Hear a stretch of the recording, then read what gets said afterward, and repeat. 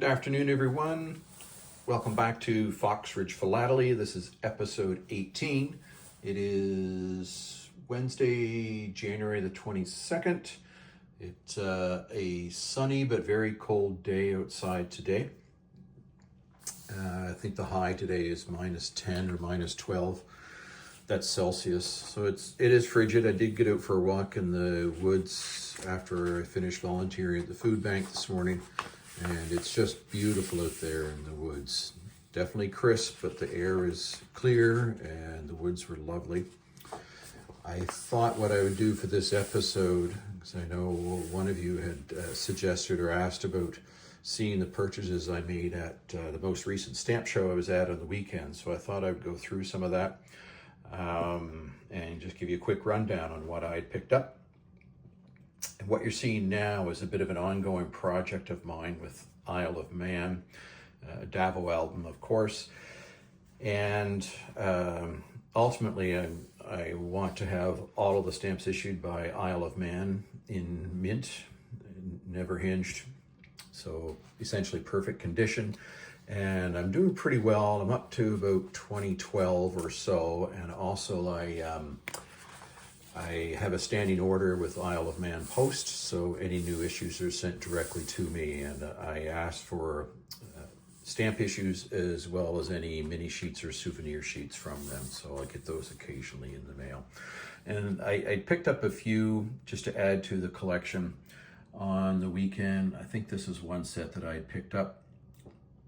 Nice World War II Commemorative Battle of Britain set there. And another set down here. You can see these are issued in 2010. When you get into this age range or these years, the stamps get quite expensive. The sets get fairly pricey, so they add up quite quickly, and you can go through your budget fairly quickly as well.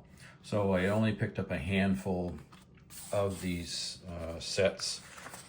And these are ones that I already had, except for I think that Battle of Britain and then the other set with the stamps and stamps that I just showed you as well.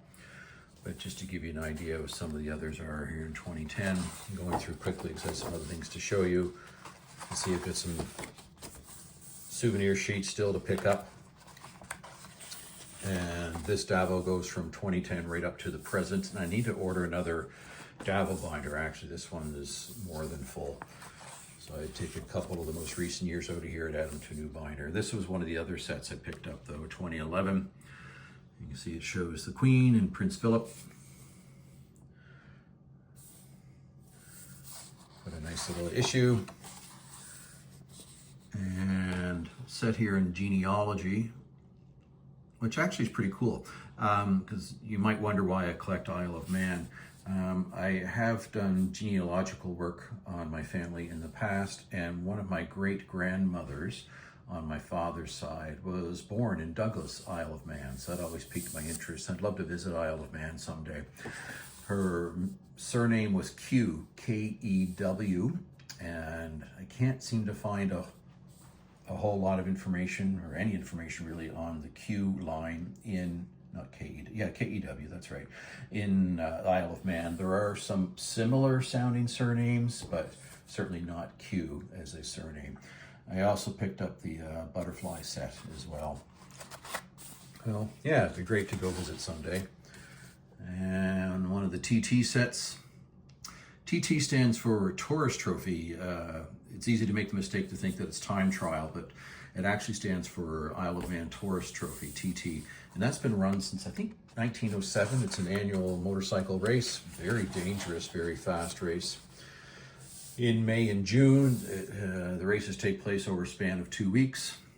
Manx cats, you may have heard of the breed Manx cat. You can see it's got no tail there. That's one of the other sets I picked up. Yeah, so the TT is quite an event. Quite an attraction for the Isle. And the Isle of Man, of course, is in the Irish Sea. There's Kate and Will. Between Great Britain and Ireland. So, yeah, you can see there's lots here now. I'm getting to 2012 that I still need to add and fill. So I'll pick away at those over time. as the budget allows. There's a particular dealer, quite friendly folks, very nice, that I go to from Isle of Man. And when I was there on the weekend, I think they're happy to see me. And they said, oh, we've got the Isle of Man right here for you. So yeah, I added some of the Isle of Man there. And that's the third Davo album I have of Isle of Man. And see the other two up there. And those two are pretty much full, so might be missing the odd set here and there, still need to find. But they're pretty well taken care of right up to 2010. And I also picked up a couple of clearance stock books albums. I did not pay what it says there. Actually, they gave me a better deal on that. Again, a couple of gentlemen there that are from New Brunswick that come down for the show, so it's good to see them. And yes, I have quite an interest now in Romania, Bulgaria a bit too, Hungary, Austria, since we visited those regions back in November. And I think what I might do, and just zoom in here a little bit, you can see they're all have the catalog numbers, Scott catalog numbers there too. So some fairly early ones, but and nice cancellations too, by the way, on those. I think what I might do, because you can't collect everything, we all know that, although I get fascinated by a lot of things, with those countries is I'm going to concentrate on 1950 and earlier, because after 1950, of course, at that point, they become Eastern Bloc countries, Poland as well. The stamps just don't have the same appeal to me. I like the historical aspects. And by going to 1950, I hit World War II and just the beginnings of the communist era. So that's a part that really does appeal to me. And once we get into, if I flip through here, you know, this kind of stuff, it's, I think that in Bulgaria and Romania and Poland all did this. They get into stamps and issues on quite a frequent basis that I think we're really just trying to appeal to the stamp collector market. You can see a lot of these are CTOs as well, canceled orders going directly to the philatelic market. So they don't really have a whole lot of appeal for me personally. And if there are ones that do stand out there, that I do think are kind of interesting, well, perhaps I'll keep those as well. But in terms of collecting and sets and so on, I'm going to stick to 1950 and previous. And Romania has a special enticement for me, it appears. So there might be some more Romanian that are more recent that I will collect. But for the most part, that be kind of my plan will be to go 1950 and prior to that. So you can see these are all more recent. So I'll take out of here eventually what I would like and start to build my own collection. That's kind of neat, really. And I do like the idea of having the early communist issues too, just to get a bit of that changeover. So 1950. And as I flip through a little farther on here and there are some that are earlier issues that the person who ever put this album together would have found along the way and just put them in more recent issues. There's some semi-postal, so certainly keep those, or at least the ones that are pre-1950. I think those ones are 1915 right up at the top there. Now that's the Hungary album, and then the Romania one. Just give me a moment here. Back up a little bit. And this is more of a, well, it's a stock book, but you'll see that there are multiples of some of the stamps in here too. I haven't gone through these yet at all, but I will pull what I need here for my own Romanian collection I have going in a stock book. King Carl.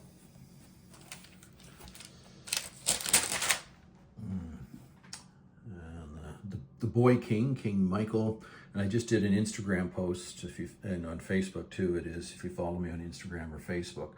I give us some background information on King Carl I. I did a post yesterday and a follow-up today on King Carl I and King Michael, as well as some land that was ceded to Romania.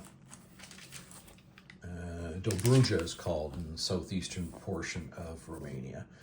So, excuse my fingers. There you go, slide that in there. And again, as you go farther on here, you see that it's, you know, the typical type of things that you might expect from those Eastern Bloc countries in the 60s and 70s and so on. Quite large, physically large stamps, and just don't really have as much appeal to me. As I said, there are some here and there that do, and I will certainly keep those and add those. Actually, this is kind of a nice definitive set that I like too. And others I'll have to find another home for at some point. And then, excuse me for a second, I'm gonna just try to set up my tripod here. Just give me a moment. All right. Yeah, I apologize for that cut there. That didn't go as smoothly as I wanted it to. I just do this for fun. I'm no pro. I did pick up some 102 cards here of Romania to add in too.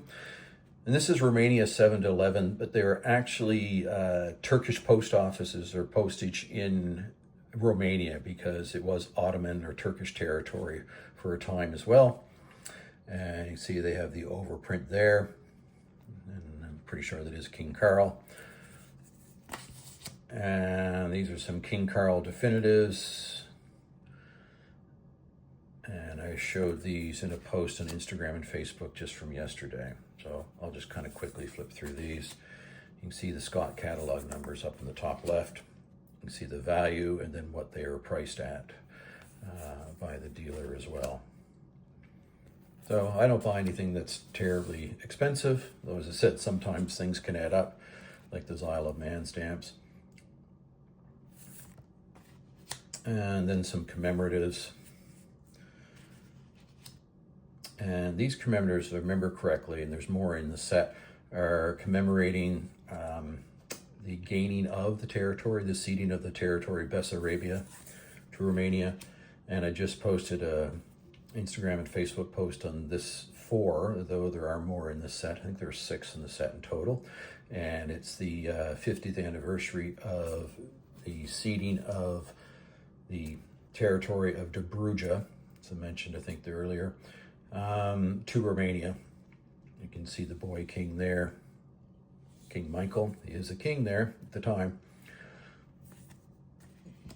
And then some of the early communist ones. Again, just out of interest sake, coal miners. And this one I thought was kind of interesting. This is during the 5-year plan period in Romania, and each of the stamps is depicting a different form of industrialization. So massive industrialization is it was taking on in a full-on status the communist cultural value, if you will, or politics of the land. It was quite devastating to the people in the land at the time. And then I just picked up some first day covers as well that fit into a couple of things that I'm slowly picking away at and collecting as part of my many projects. One of them is Maps on Stamps, Cardo Philately. And these are Norfolk Island. You can see, well, there's no stamp here with a map on it. No, but the first day cover has a map on it. I said, so sure. And also, a little bit more interest to me is this piece here on James Cook, because I'd like to, and I do have a fair amount of stamps in this theme, I'd like to start a topical on Captain James Cook. I bet Cook wasn't as excited at discovering this island from the sea as I am at discovering it from the air. An extract from The Lonely Sea in the Sky by Francis Chichester, if I'm pronouncing that right, Chichester. Sorry, my English is not always that great. First day of issue 1974. Norfolk Island, first day of issues, first day cover. And you see it is Maps on Stamps there. Pacific Commission 25th anniversary. Norfolk Island stamps with maps showing the island. First visit by a reigning monarch. First day of issue 1974, 8th of February. And there's the Queen and the Prince. And Namibia, first day cover. Centenary of the Weather Service, showing a map of Namibia. So I could add that to my Philatelic topical. And may or may not keep this one and add it to my Philatelic topical. You can see in the first day cover it does have the map there, but these were dirt cheap, so sure, why not pick some of them up, eh? Jersey's got some quite nice stamps. I don't collect Jersey and Guernsey really, and I remember one of the dealers asked me once when I collected Isle of Man, he asked me, I collected Channel Islands as well, and I said, I'm trying not to. He just kind of chuckled at that, and he knew what I meant. But they do some quite nice issues, and these of course show maps on stamps. Add that to the topicals. And more topical stuff here. Christmas Island. And Christmas Island with a map on the stamp. And this is actually commemorating James Cook along the west coast of what is now Canada, the United States, in Nootka Sound. And there's a Canadian stamp commemorating that. First day cover in 1978. But the cover itself could fit under that category. And Canada issued a series of stamps, and you see one here, 1981. There's a couple of them here. There's 3 of them, first day covers. And it shows the progression of the growth of Canada. Maybe I should start with that one there. And when Canada was formed in 1867, these 4 regions, 4 different colors, if you can make that out, became the first 4 provinces of Canada. Nova Scotia, right over there in the far right, which is where I live, and New Brunswick, and Quebec and Ontario, which were Lower Canada and Upper Canada prior to the country being formed. Of course, Quebec and Ontario are much, much larger than that now. And then you see more territory here, Rupert's Land, and the coming of British Columbia as a province. And then in 1981, this is what Canada looked like with all the provinces and territories. Now that Northern Territory, Northwest Territories is divided between Northwest Territories and Nunavut. And a couple of Isle of Man first day covers, commemorating Mutiny on the Bounty, 1789 to 1989. And quite nice stamps, but these of course would fit in with my Cook topical. So I think that's everything that I picked up at the show. I picked up a couple of pieces of reference material too. Actually, one of them that I picked up was Stanley Gibbons' catalog on Russia, and I didn't think I had it. It was like $1 or $2. So yeah, sure, I actually do. So now I've got 2 copies of that, but I'll find a home for my second copy. Yeah, so this afternoon I'll keep working away at some things here and sorting through some stuff. I've also got a number of pieces of mail that some of you have been really kind and have sent me, or I've done some trading with, so I've got that stacked to make my way through at some point too. Always lots to do in our hobby, eh? Now, I am staying warm by being inside, although I don't mind getting outside in that sun. And hopefully where you are, things are well, and the weather's treating you well, and you're enjoying your stamps. Take good care, and we'll chat soon.